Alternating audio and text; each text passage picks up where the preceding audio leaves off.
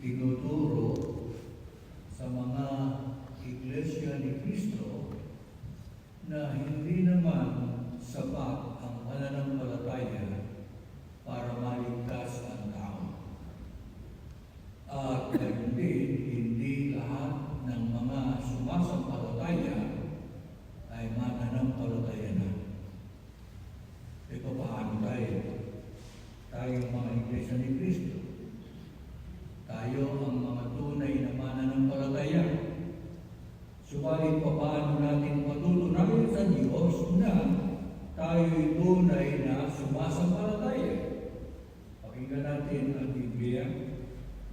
Ganito ang sinasabi sa Hebreo sa 11 ang talata ay 8. Ganito sinasabi, dahil sa pananampalataya sa Diyos, sumunod si Abraham nang siya'y utusan ng Diyos upang pumunta sa isang lupang ipinangako sa kanya. Sumunod na siya kahit hindi niya alam kung saan siya pupunta. Tayong mga Iglesia ni Cristo, paano natin patutunayan sa ating Panginoon Diyos na tayo'y tunay na sumasampalataya? Katulad ng pananampalataya ni Abraham ang dapat nating gawin. Si Abraham, nang utusan ng Panginoon Diyos, ay sumunod. Ang kanyang pagsunod ay hindi pinasubalihan. Walang tanong, walang pasubali na sumunod si Abraham sa inyuto sa kanya ng Panginoon Diyos. At matagin ninyo, kahit hindi niya alam kung saan siya pupunta, sumunod pa rin si Abraham.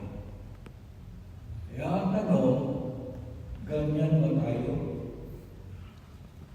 Si Abraham ay nagpasakop sa Panginoon Diyos, siya ay nagtiwala sa Diyos at sa kanyang mga pangako.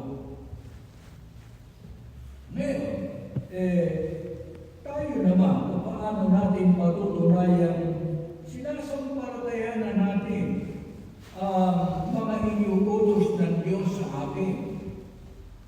Pakinggan natin.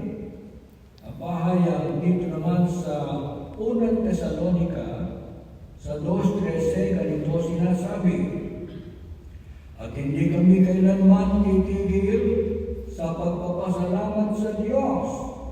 Dahil dito, na nang mangaral kami sa inyo, hindi ninyo inisip na mga salita lamang namin ang mga salitang ipinahayag namin, kundi mismong salita ng Diyos na mangyari pa ay gayon nga at binago nito ang inyong buhay nang kayo'y sumampalataya rito. Tayong mga Iglesia ni Cristo, paano natin patutunayan sinasampalatayanan natin ang mga utos ng Diyos? Kaya sabi ni Apostol Pablo na namahala sa Iglesia noon, na siya rin namang sinasabi ng tagapamahala ngayon, yung mga salita na ipinahayag ng ministro, tinanggap ng mga kapatid na hindi salita lamang ng ministro, kundi anya mga salita ng Diyos. At ang sabi, salita ng Diyos na mangyari pa ay gayon nga. Paano natin patutunayan tayo sumasampalataya? Kaya sabi sa Biblia, yung mga salita ng Diyos na yun, binago nito ang ating buhay. See? Kung ating itatanong sa ating sarili, tayo ba mula nang tawagin sa loob ng Iglesia ni Cristo ay nabago at nagbabagong buhay?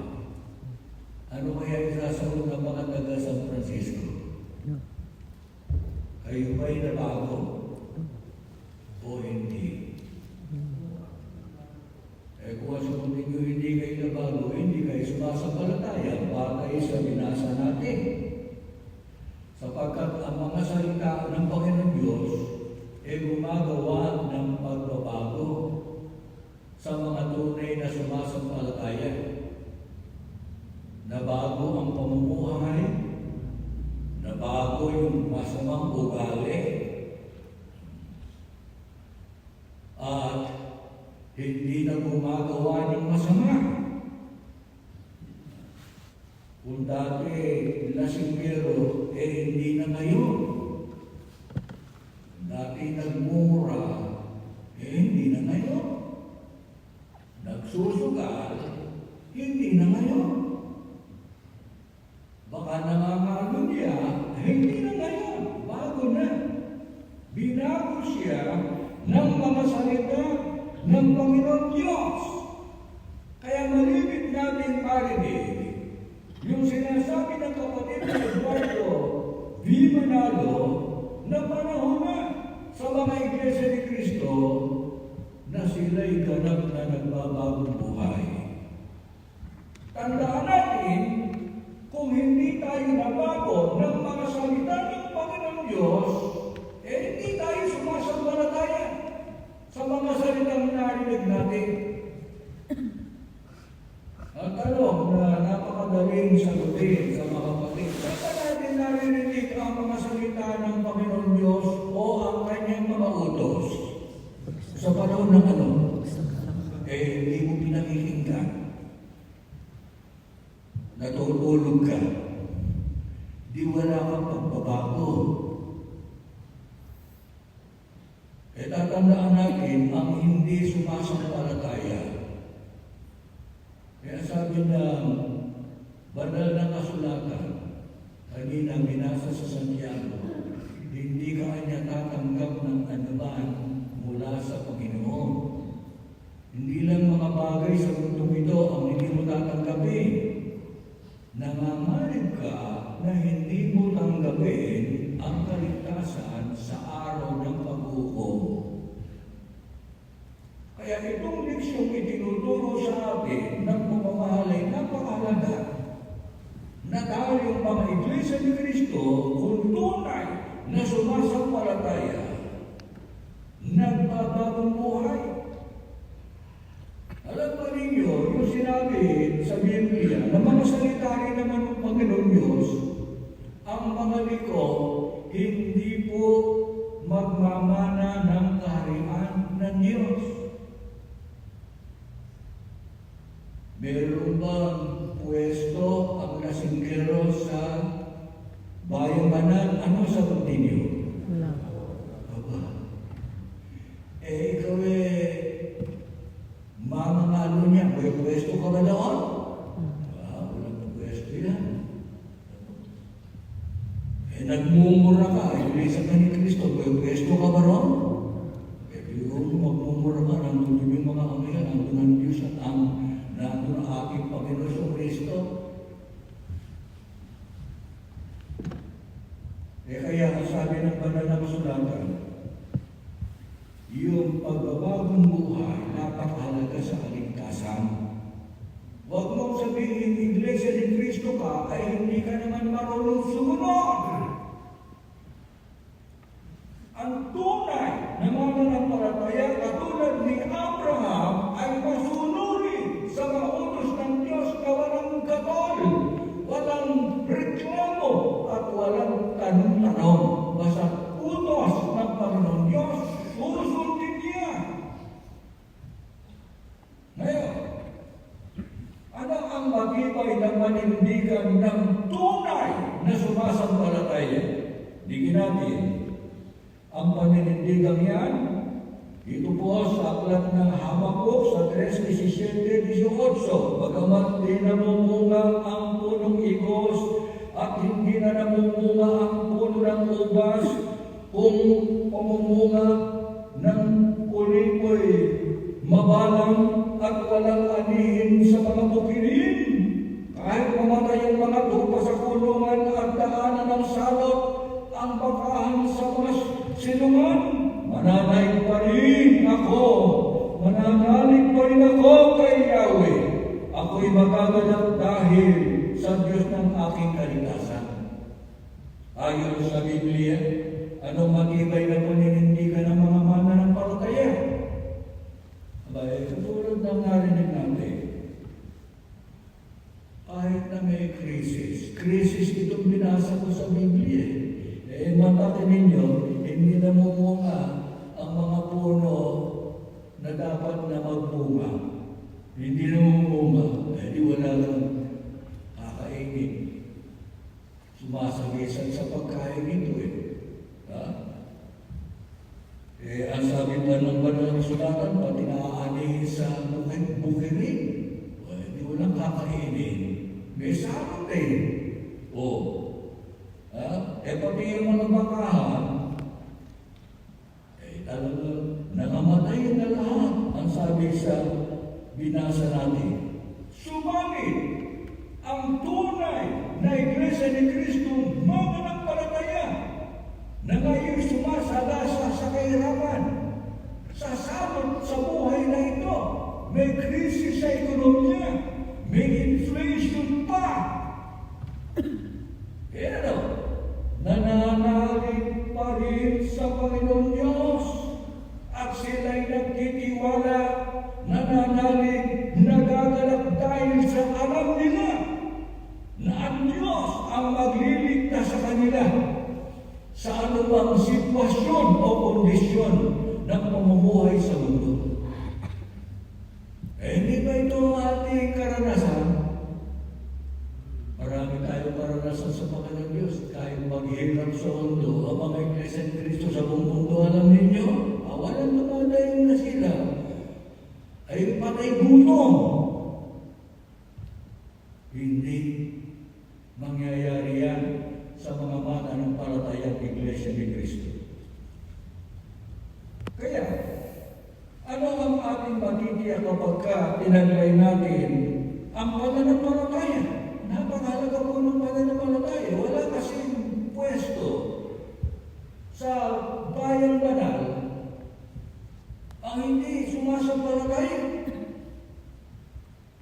Hindi natin malataya ang Diyos kasi kilala niya tayo. Mga mahal na kapatid. Ayon sa Biblia, ano ang matitiyak kapag tinaglay natin ang pananampalataya? Hebreo ang ating mabasahin ngayon. O 29 hanggang 30, babasahin ko rin ang 32 hanggang 34. Dahil sa pananampalataya sa Diyos, nakatawid ang mga Israelita sa dagat na pula na parang lumalakad sa tuyong lupa. Samantalang nalunod mga ng mga Ehipsyo na ang mga Diyos tumuhay. Dahil sa pananampalataya ng mga Israelita sa Diyos, gumuho ang pader ng Jericho. Matapos nilang ligin dito ng 7 araw. Magpapatuloy mo ba ako? Kulang ang panahon para mag-isaysay ko ang tungkol kina Gideon, Barak, Samson, Hefte, David, Samuel at mga propeta. Dahil sa pananampalataya nila sa Diyos, nagwagi sila laban sa mga kaharian, nabuhay sila ng matuwid at nagkamit ng mga ipinangako ng Diyos. Napaamo nila ang mga leon, napatay ang nagdaragagdag na apoy, at nakaligtas sila sa tiyak na kamatayan. Sila'y mahihina, ngunit binigyan ng Diyos ng lakas upang maging magiting sa digmaan, kaya't nakalong ang buhok ng mga dayuhan. Mahabang salaysay yung binasa ko. Kaya ang tanong ko ni anong ating matitiyak kapag tinaglay natin ang pananampalataya, di tulad ng mga lingkod ng Diyos na pinasa natin. Alam nyo, yung Diyos ng mga Israelitas doon, unang bayan ng Diyos, yung din ang Diyos natin. Hindi na babago yun. Matakin yung mga Israelitas, tumawid sa dagat na mapula at lumakad sa tuyong lupa. Hindi ba yung posible yun na ating yung dagat at naglakad sila sa tuyong lupa? Ano sinasabi ng Diyos sa atin? Kaya-kaya ko yun. Isipin nyo. At saka yung bumuo ang pader ng Jericho. sumigaw lamang ang mga Israelita sa diligid yun. Jericho.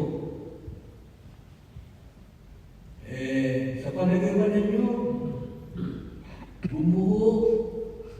gumiba yung pader ng Jericho o Jericho dahil sa sigaw lamang. Ano sagot ninyo?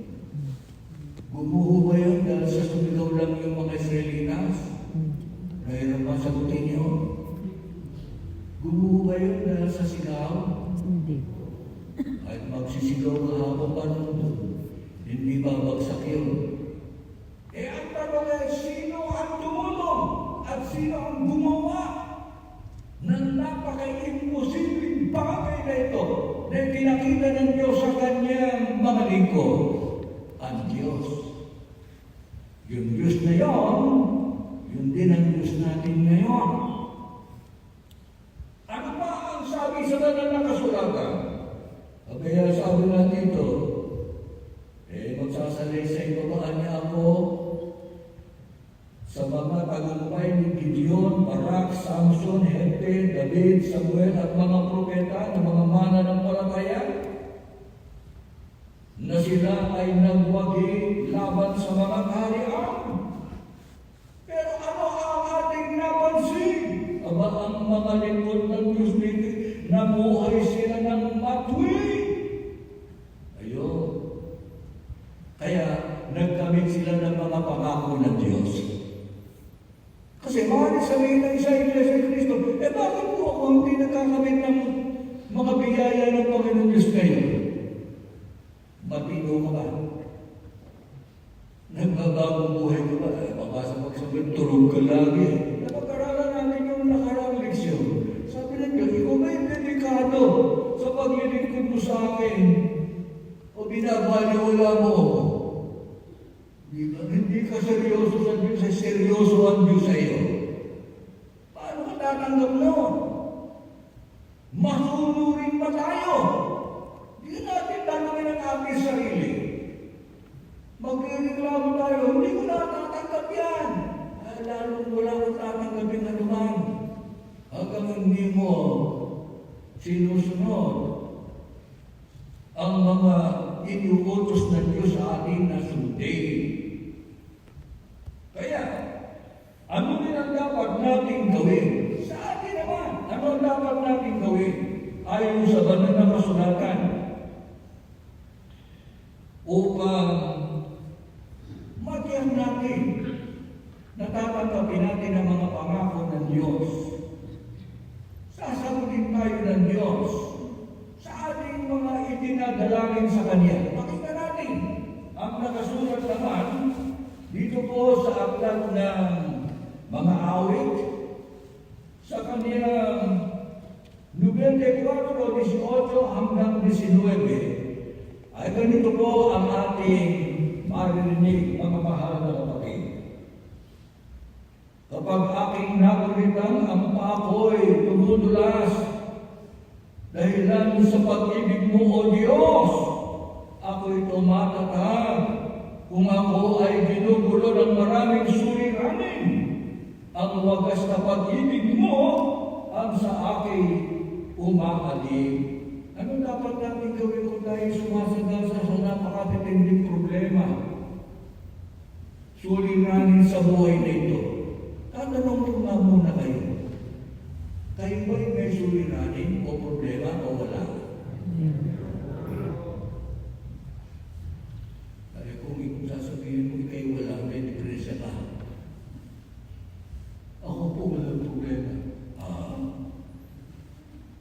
Walang tao sa mundo, walang problema. Kung sasabihin mo wala akong problema, meron tayo. Pero iba Iglesia ni Cristo, kung napansin ninyo. Bakit? Ayun. Mahal tayo ng Diyos, iniibig niya tayo. Kaya ano sabi niya? Ang dapat mong gawin ay tumatag ka. Pagbutihin mo yung pagka-Iglesia ni Cristo mo. Dapat ikaw ay masiglang Iglesia ni Cristo. Sumusunod ka sa mga utos ng Diyos. Tunay kang mananamba. Di ka pumapalya. Dumadaan Samba uwi lang eh. E paano yung narinig natin na tayo ay magpapasalamat? Inihanda ba natin ang pasalamat natin? Doon sa talatang binasa ko kanina, ang sabi, ang mga lingkod ng Diyos, eh nakatalaga sa pagpapasalamat, hindi inimbento yan ang pumamahalang pagkalatan. Hindi tayo dapat matiis ito. Nakarinig ka ng apuloy. Nanginig ka. Anong klaseng Iglesia ni Cristo ka? Mananampalataya dapat. Matagat ang pananampalataya. At ano ang sabi ng banal na kasulatan? Binubulungan tayo ng maraming suliranin. Yun naman pag-ibig ng Diyos sa atin, yun ang umaalim sa atin. Bakit? Sapagkat hindi bibiluin ng Diyos ang mga Iglesia ni Cristo masunuri, nagbabagong buhay, tapat, masiglang naglilingkod sa Kanya. Kaya, ano po dapat nating ipangako sa Panginoon Diyos? Ito ang huling talatang babasahin natin, 34, 1 hanggang 3 ng aklat ng mga awit. Pupurihin ko ang Panginoon, ano man ang pangyari. Lagi kong sasalitain ang kanyang mga kaluwalhatian at biyaya. Ipagmamabuli ko ang lahat ng kanyang kabutihan sa akin. Hayaan magpakatatag ang mga nawawalan ng pag-asa.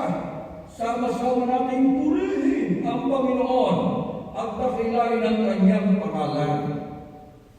Ano dapat natin ipangako sa Panginoon Diyos? Marami na siya kasi ipinangako sa amin. Tayo naman ngayon ang dapat mangako. Ano ang sabi sa Biblia? Purihin natin ang Panginoon, ano man ang mangyari. Bakit ganun ang salita? Ano man ang mangyari? Terrible nangyayari sa buhay nito ngayon. Napakasama ng panahon. Napakahirap pa. Napakamapangalit pa. Ano na ang mga sakit? Mga sakit na hindi na mapagagaling. Ang paghihirap, lumalala. Tagutom. Hindi tumitigil yung mga labanan mo, giyera, sa iba't ibang mga bansa. Napalatandaan naman na darating ang ating kaligtasan. Kaya ang sabi ng Panginoon Diyos, mamalagi tayo na pumupuri. Mamalagi tayong sumasamba sa Kanya. At ano ba? Ating laging luwalhatiin ang Panginoon Diyos na mapagbiyaya. Magpakatatag tayo sa ating pagka-Iglesia ni Cristo, sa ating pananampalataya. Ipangako natin sa Panginoon Diyos, siya'y ating sasambahin, luluwalhatiin,